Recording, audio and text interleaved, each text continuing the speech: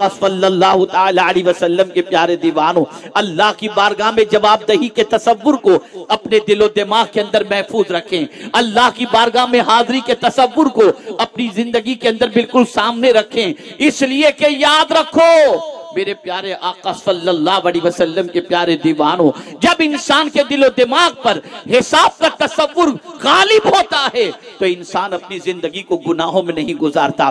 آپ مجھے بتاؤ، جس غوث پاک رضی اللہ المولا تبارک و تعالی عنہ کی محبت کا چراغ ہم اپنے حافظ پیدا ہوئے، وہ غوث پاک جو شکم مادر سے ولی بن کر تشریف لائے، وہ غوث پاک جو دوران سفر طالب علمی کے اندر 40 ڈاکوؤں کو جن کے صدقے میں توبہ کی توفیق نصیب ہوئی، وہ غوث پاک جن کے ٹھوکر سے مردہ زندہ ہو جائیں، وہ غوث پاک قیامت میں اللہ کی بارگاہ میں جواب دہی کے تصور سے کتنا ڈرتے ہیں۔ اللہ اکبر۔ فرمایا گیا کہ جب کعبے کے سامنے غوث پاک پہنچے تو کعبے کے دروازے پر غوث پاک نے اپنا سر رکھ دیا اور کہنے لگے، اے اللہ عبد القادر کے گناہوں کو معاف فرما دے، اور اگر عبد القادر کے گناہ معافی کے قابل نہ ہوں تو قیامت میں تیرے نیک بندوں کے سامنے میرے مولا مجھے نابینا اٹھانا تاکہ تیرے نیک بندوں کے سامنے میں شرمندہ نہ ہو جاؤں۔ وہ ولی کامل، وہ غوث الثقلین، اللہ اکبر، جن کے ہاتھوں سے اللہ نے مردوں کو زندگی عطا فرمائی، وہ اللہ کی بارگاہ میں جواب دہی کے تصور سے اس طرح سے لڑک رہے ہیں۔ اور آج کا وہ مسلمان جس کی زندگی میں نیکی دور تک نظر نہیں آتی، جس کی زندگی گناہوں سے آلودہ ہے، جس کی صبح بھی گناہوں میں گزرتی ہے ہوتی ہے، اور جس کی رات بھی گناہوں کے داغ سے، گناہوں کے دھبوں سے جس کا دامن رات بھر آلودہ ہوتا ہے، وہ اللہ کو جواب دینے کی فکر چھوڑ دیا۔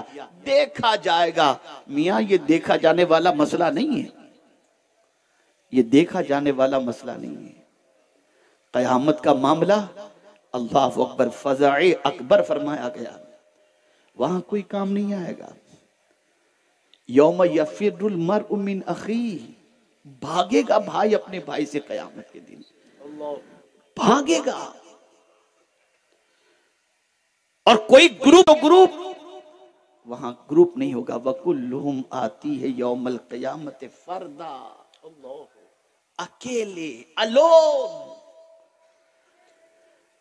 یہاں تک کہ وہ باپ جو اپنے بیٹے کے لیے اپنی جوانی کو قربان کر چکا تھا، اس بچے نے اگر باپ کا حق مارا ہوگا اور قیامت میں باپ کی بخشش نہیں ہو رہی ہوگی تو بیٹے کو تلاش کرے گا، میرا حق دے ورنہ میری طرف سے تو جہنم میں چلا جا۔ بھائی بھائی سے بھاگے گا، بیوی شوہر سے بھاگے گی، دوست دوست سے بھاگے گا۔ اے رسول اعظم صلی اللہ علیہ وسلم کے دیوانوں، اس کی کوئی تیاری نہیں، کوئی فکر نہیں، اور کوئی خوف ہی نہیں، کوئی احساس ہی نہیں۔ ہم نے یہ سمجھ لیا ہے کہ ہم جو چاہیں وہ چلے گا، نہیں، سوال کا جواب دینا ہوگا، اور اسی جواب دہی کے تصور کو اگر انسان دل و دماغ کے اندر محفوظ کر لے تو زندگی پٹری پر چلتی ہے۔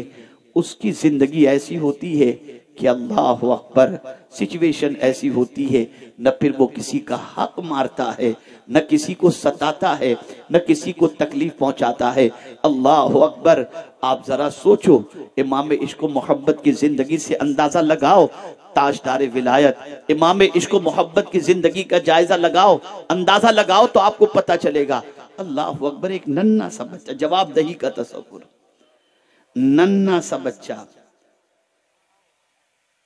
افطار لانے میں تاخیر کرتا ہے،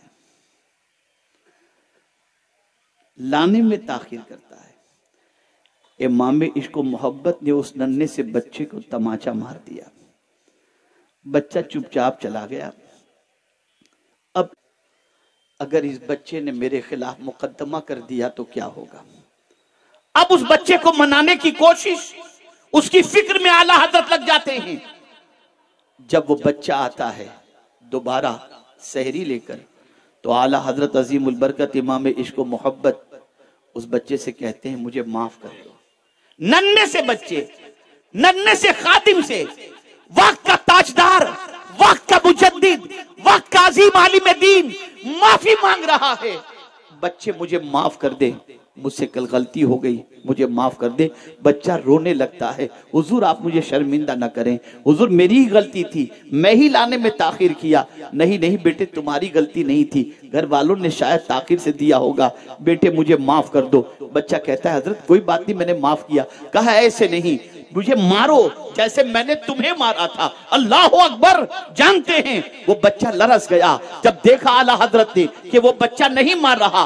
اعلیٰ حضرت نے اس کا ہاتھ پکڑا اور خود اپنے کو مارنے لگے اس کے ہاتھ سے۔ اللہ اکبر! پھر بھی طبیعت کو اطمینان نہیں ہوا تو اعلیٰ حضرت عظیم البرکت امام عشق و محبت نے جو پیسے کا ایک چھوٹا سا صندوق پڑا تھا اس میں سے کچھ پیسے نکالے، اس بچے کو دیا اور کہا بیٹا کہہ دو کہ میں نے تمہیں معاف کیا اور قیامت میں اس کا حساب تم نہیں لوگے۔ میں پوچھنا چاہتا ہوں، جس کے پاس علم زیادہ ہوتا ہے، جس کے پاس قرآن کی معرفت ہوتی ہے، جس کے پاس مصطفیٰ پیارے کی محبت ہوتی ہے، وہ غفلت میں زندگی نہیں گزارتا، وہ تو میدان قیامت کے حساب کے تصور سے لرزتا ہے، کانپتا ہے۔ میرے پیارے آقا صلی اللہ تعالی علیہ وسلم کے پیارے دیوانوں، یہاں تم انکم ٹیکس آفیسر کو منا کر کے روانہ کر سکتے ہو، وہاں کیا کرو گے؟ وہاں کون سی چیز کام آئے گی؟ کس طریقے سے بچ سکو گے؟ اس لیے اے رسول اعظم صلی اللہ تعالی علیہ وسلم کے پیارے دیوانوں، جو کچھ بھی ہم دنیا میں کریں گے، اللہ فرماتا ہے لِتُجْزَا كُلُّ نَفْسٍ بِمَا تَسْعَىٰ۔ قیامت اس لیے قائم ہوگی تاکہ جو کچھ بھی تم نے کوشش کی ہے تمہاری ہر کوشش کا بدلہ قیامت میں تمہیں دے دیا جائے، تمہیں بتا دیا جائے۔ کسی کے ساتھ ناانصافی نہیں ہوگی۔ اللہ ارشاد فرماتا ہے وَأَنَّ اللَّهَ لَيْسَ بِظَلَّامٍ لِلْعَبِيدِ، اللہ اپنے بندوں پر ظلم نہیں کرتا، وہ انصاف کا دن ہے۔ جواب دہی کے تصور سے ڈرو، جواب دہی کے تصور سے کانپو۔ اللہ کی بارگاہ میں کیا جواب دو گے؟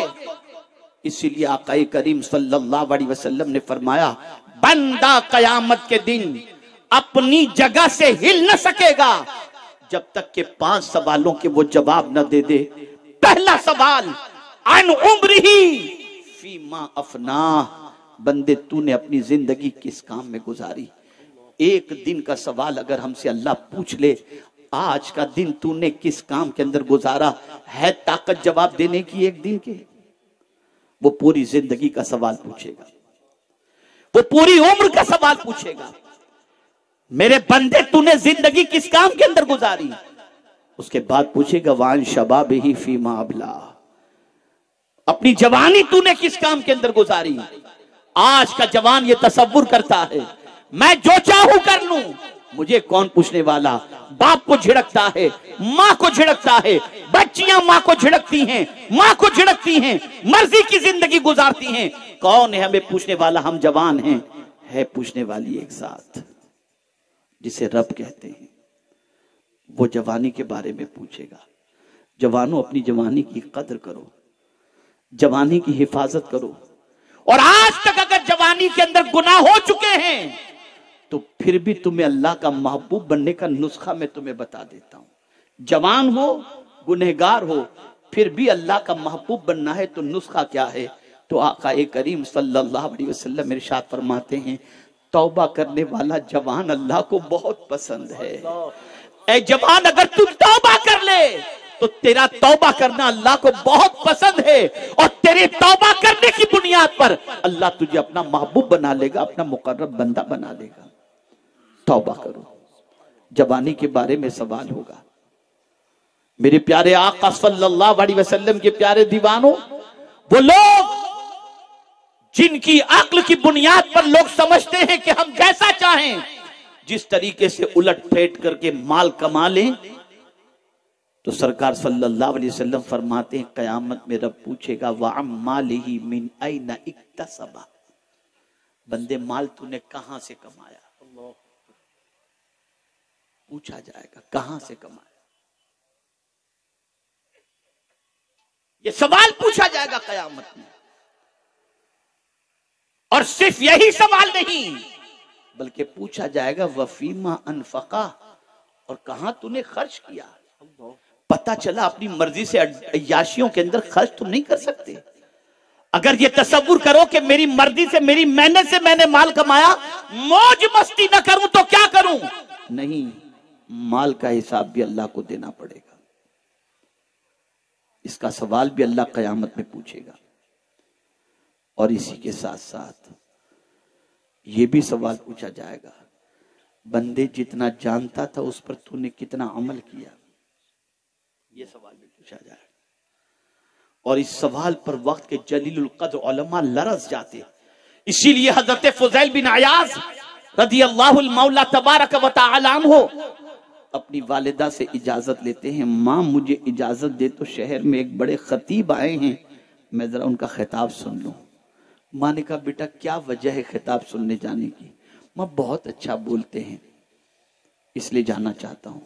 ماں نے کہا نہیں بیٹے، اگر اچھا سننے کی غرض سے جا رہا ہے تو نہیں، ہاں اگر اس نیت سے تو جا رہا ہے کہ جو کچھ وہ اللہ اور اس کے رسول کی بات بتائیں گے اس پر تو عمل کرے گا تو میرے بیٹے تجھے جانے کی اجازت ہے، ورنہ جاننے کے بعد بھی اگر تو عمل نہیں کرے گا تو قیامت میں اللہ کو جواب دینا بڑا بھاری پڑ جائے گا۔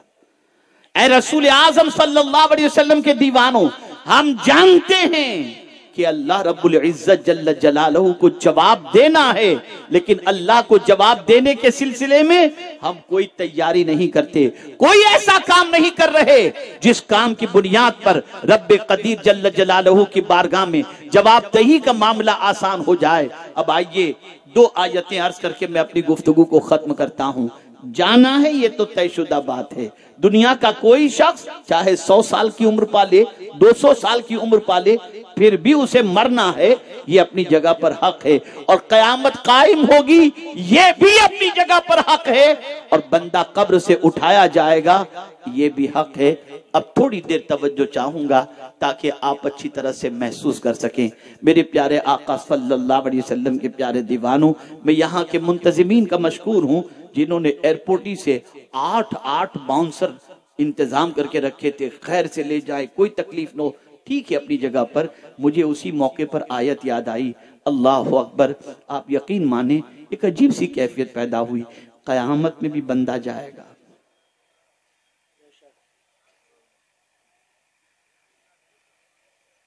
قیامت میں بھی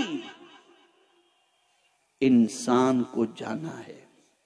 قبر سے اٹھ کر جانے والوں کی 2 کیٹیگری ہوگی، 2 کیٹیگری، ایک کیٹیگری متقین کی ہوگی، ایک کیٹیگری مجرمین کی ہوگی۔ 2 کیٹیگری، متقین کیسے جائیں گے اور مجرمین کیسے جائیں گے؟ تو قرآن کہتا ہے یوم نحشر المتقین الی الرحمن وفدا، سوچئے، وَنَسُوقُ الْمُجْرِمِينَ إِلَىٰ جَهَنَّمَ وِرْدًا۔ 2 کیٹیگری بتائی گئی۔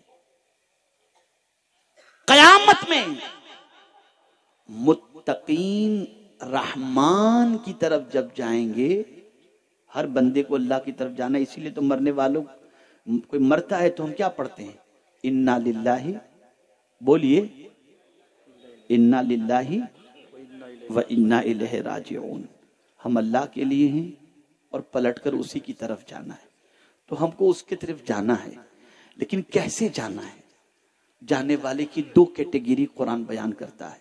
یوم نحشر المتقین الی الرحمن وفدا، قیامت کے دن رحمان کی طرف جب پرہیزگار بندے جائیں گے، اللہ سے ڈرنے والے بندے جائیں گے، متقین بندے جائیں گے، تو ان کی کیفیت کیا ہوگی معلوم ہے آپ کو؟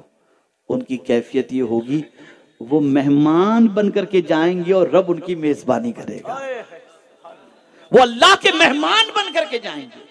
یہاں جنت کا تذکرہ نہیں کیا گیا، یوم نحشر المتقین الی الجنہ الی الرحمن فرمایا گیا کہ رحمان کی طرف جب متقین جائیں گے تو اس طرح سے جائیں گے کہ رب میزبانی کرے گا اور متقین بندے اللہ کے مہمان ہوں گے۔ اللہ اکبر!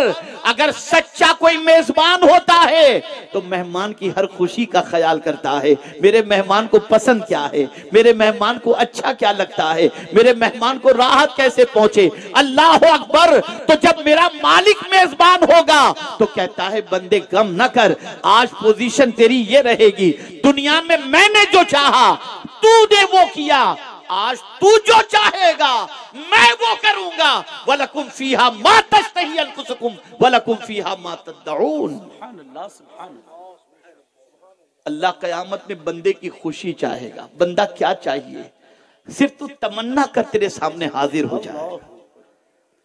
تو متقین جو دنیا میں اللہ سے ڈرتے رہے، جواب دہی کے تصور سے گھبراتے رہے، جواب دہی کے تصور سے کانپتے رہے، حساب کے تصور سے کانپتے رہے، جب وہ اللہ کی بارگاہ کے اندر قیامت میں حاضر ہوں گے تو سچویشن یہ ہوگی، فرشتوں کا پروٹوکول ہوگا، فرشتوں کے گھیرے میں جائیں گے، فرشتے ان کو لے کر کے جائیں گے اور وہ رحمان کی طرف جا رہے ہوں گے۔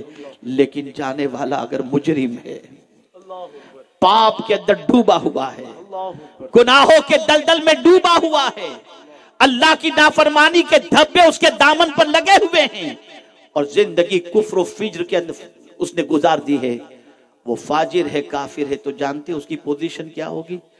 وَنَسُوقُ الْمُجْرِمِينَ إِلَىٰ جَهَنَّمَ وِرْدًا، جہنم کی طرف اسے گھسیٹ کر لے جایا جائے گا، گھسیٹ کر لے جایا جائے گا۔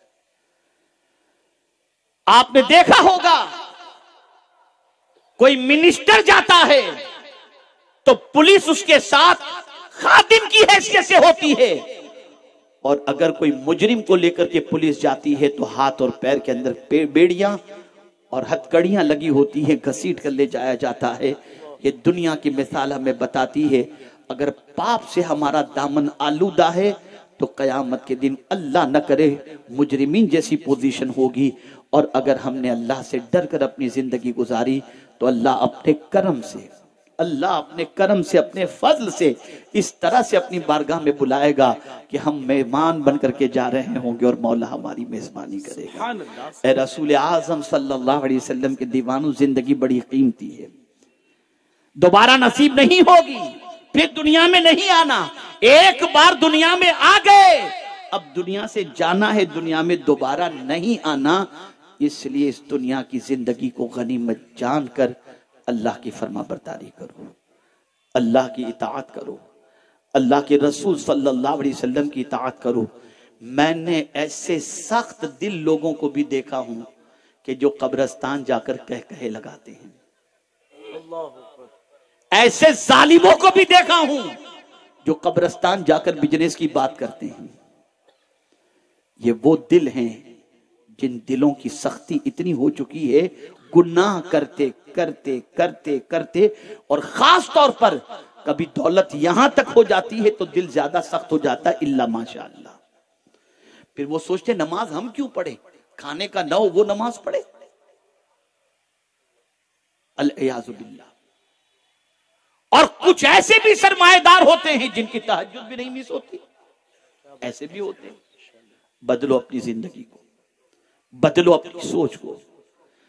قیامت آنی ہے اور اللہ نے اسے چھپا کر رکھا ہے، اس لیے تاکہ قیامت میں تمہارے ہر کام کا بدلہ تمہیں دے دیا جائے، جیسا بوؤ گے ویسا کاٹو گے۔ اس لیے اس زندگی میں اچھے کام کرو تاکہ قیامت کے دن کی رسوائی سے اللہ بچا لے۔ میرے پیارے آقا صلی اللہ علیہ وسلم کے پیارے دیوانوں، میں بہت بہت مبارکباد پیش کرتا ہوں۔ لوگ زندوں کے لیے انتظام کرتے ہیں، مرنے والوں کا انتظام کوئی نہیں کرتا، لیکن مبارکباد کے مستحق ہیں اس بستی کے رہنے والے جنہوں نے مرنے والوں کے لیے ایسا انتظام کر دیا ہے کہ مرنے والے سکون سے قبر میں آرام کریں۔ اللہ عز و جل ان انتظام کرنے والوں کی قبر کو بھی پروردگار جنت کے باغوں میں سے ایک باغ بنائے، اور جتنے بھی حاضرین و سامعین و ناظرات ہیں پروردگار سب پر کرم کی نظر فرمائے، خاص طور پر ہم سب پر بھی کرم کی نظر فرمائے، اور اللہ اپنے فضل سے ہم سب کی بخشش فرما دے۔ اللہ اکبر۔ استاد زمن اسی لیے اللہ کی بارگاہ میں عرض کرتے ہیں خدا کی قسم اگر اللہ نے پوچھ لیا نا تو بہت مشکل ہے جواب دینا، بہت مشکل ہے۔ استاد زمن اسی لیے کہتے بے سبب بخش دے، اللہ بے سبب بخش دے، نہ پوچھ عمل، بے سبب بخش دے نہ پوچھ عمل، نام غفار ہے تیرا یا رب۔ مولا اگر تو حساب لے گا اور پوچھے گا تو ہمیں کہاں طاقت کے جواب دے سکے، بغیر سبب کے تو ہمیں بخش دے۔ اے رسول اعظم صلی اللہ علیہ وسلم کے دیوانوں، اعلی حضرت عظیم البرکت کو حساب کا کتنا ڈر تھا۔ کہتے ہیں کریم اپنے کرم کا صدقہ، لئی میں بے قدر کو نہ شرما، تو اور رضا سے حساب لے۔ وہ کہہ رہا ہے، وہ عظیم ذات جس نے ہندوستانیوں کو محبت رسول میں تڑپنے کا سلیقہ عطا فرمایا اور باطل کو صدیوں تک اس طریقے سے پیروں تلے علم کی تلوار سے رود ڈالا کہ اب صدیوں تک جواب دینے کی ان میں طاقت نہیں، وہ بھی جب آخرت کا خیال اپنے دل و دماغ میں لاتا ہے تو کہتا ہے اللہ اکبر، تو اور رضا سے حساب لینا، رضا بھی کوئی حساب میں ہے۔ اور ہمارا حال یہ ہے، سمجھتے کون ہم سے حساب دے گا؟ العیاذ باللہ۔ بہت ٹف ہے میرے بھائی، بہت ٹف ہے، اس کی بارگاہ میں حساب دینا بہت ٹف ہے۔ اس لیے فرمایا گیا، فاروق اعظم رضی اللہ تعالیٰ عنہ فرماتے ہیں اس سے پہلے کہ اللہ تمہارا حساب لے تم خود اپنا حساب لے لو۔ اور آقا کریم صلی اللہ علیہ وسلم نے فرمایا آج عمل ہے حساب نہیں، کل حساب ہوگا عمل نہیں۔ بس ایک بات یاد آ گئی تو عرض کر دوں، اور میں سمجھتا ہوں یہ حاصل گفتگو یہ بات ہوگی۔ ایک بزرگ تھے، اللہ والے ہوتے ہیں، ان کے جملوں کی بڑی عجیب کیفیت ہوتی ہے۔ ایک اللہ والے شہر میں گھوم رہے تھے اور گھومتے ہوئے فرما رہے تھے لوگو اللہ سے صلح کر لو، لوگو اللہ سے صلح کر لو، لوگو اللہ سے صلح کر لو۔ کوئی ان کی بات سمجھ نہیں پا رہا تھا۔ کچھ دنوں کے بعد وہی بزرگ قبرستان میں گئے اور وہاں قبروں سے مخاطب ہو کر کہتے ہیں لوگو اللہ سے صلح کر لو، لوگو اللہ سے صلح کر لو، لوگو اللہ سے صلح کر لو۔ تو جانتے ہیں آپ، ایک شخص قبرستان میں موجود تھا، اس نے دیکھا بابا کو یہ بات کہتے، اس نے شہر میں بھی دیکھا تھا بابا یہ کہہ رہے تھے اور پھر قبرستان میں بھی، تو کہا بابا یہاں کون سنے گا؟ آپ شہر میں بھی کہہ رہے تھے لوگوں اللہ سے صلح کر لو اور یہاں بھی کہہ رہے ہیں اللہ سے صلح کر لو، ذرا اس کے پیچھے راز کیا ہے یہ تو بتاؤ۔ تو وہ بزرگ فرماتے ہیں زمین کے اوپر لوگ اللہ کی نافرمانی میں زندگی گزار رہے ہیں، تو میں نے لوگوں سے کہا لوگوں اللہ سے صلح کر لو، یعنی توبہ کر کے جو ہے نا اللہ سے معافی کا پروانہ حاصل کر لو، صلح کر لو لوگوں سے۔ کسی نے میری بات پر توجہ نہیں دی۔ اس وقت اللہ راضی تھا کہ اگر کوئی معافی مانگتا ہے تو میں معاف کر دوں گا، کوئی توبہ کرتا ہے تو میں توبہ قبول کر لوں گا۔ تو میں ان لوگوں کو یاد دلا رہا تھا صلح کر لو، تو اس وقت اللہ تو راضی تھا بندے سے صلح کرنے کے لیے، لیکن بندے نے توجہ نہیں دی۔ اب قبرستان آ کر کہتا ہوں لوگوں اللہ سے صلح کر لو، تو اب قبر والے تو تیار ہیں لیکن مولا تیار نہیں۔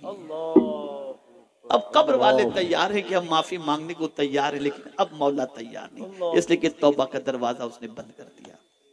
خدا کے لیے بندو ڈرو اللہ سے، اللہ کی بارگاہ میں توبہ استغفار کرو۔ گناہ میں لذت ہے، عزت نہیں۔ گناہ سے انسان بزدل ہوتا ہے، گناہ سے انسان کمزور ہوتا ہے، گناہ سے انسان خوف زدہ ہوتا ہے۔ ایسی نیکی کرو جو تمہیں طاقتور بنا دے، گناہ کی دہلیز سے نکلو، نیکی کے راستے پر چلنے کی کوشش کرو۔ اللہ رب العزت جل جلالہ آقا کریم رؤوف الرحیم علیہ التحیۃ والتسلیم کے صدقہ و طفیل مجھے آپ کو سب کو اللہ اور اس کے رسول صلی اللہ علیہ وسلم کے ارشادات پر عمل کی توفیق نصیب فرمائے۔ وما علینا الا البلاغ المبین۔ السلام علیکم वरहमतुल्लाहि वबरकातुह।